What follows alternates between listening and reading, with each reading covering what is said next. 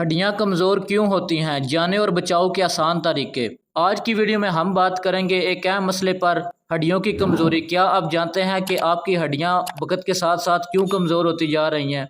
اور کیا آپ ان کو مضبوط رکھنے کے لیے ضروری اقدامات کر رہے ہیں؟ اگر نہیں تو یہ ویڈیو آپ کے لیے ہے۔ آئیں جانتے ہیں کہ ہڈیاں کمزور کیوں ہوتی ہیں اور ان کو کیسے مضبوط بنایا جا سکتا ہے۔ سب سے پہلے ہم بات کریں گے ہڈیاں کمزور ہونے کی وجوہات پر، جس میں ہے کیلشیم اور وٹامن ڈی کی کمی۔ ہڈیاں مضبوط رہنے کے لیے کیلشیم اور وٹامن ڈی کی ضرورت ہوتی ہے۔ ان دونوں کی کمی ہڈیوں کو کمزور کر سکتی ہے۔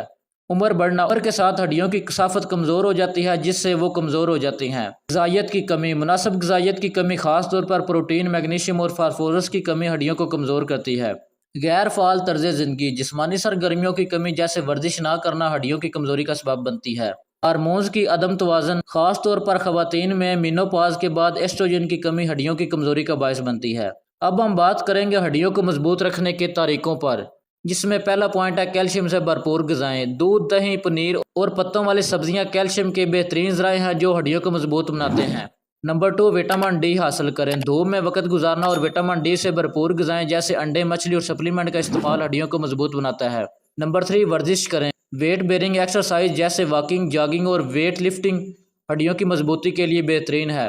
نمبر 4، پروٹین اور میگنیشیم۔ پروٹین اور میگنیشیم سے بھرپور غذائیں جیسے مچھلی، گری دار میوے اور پتوں والی سبزیاں ہڈیوں کو مضبوط بناتی ہیں۔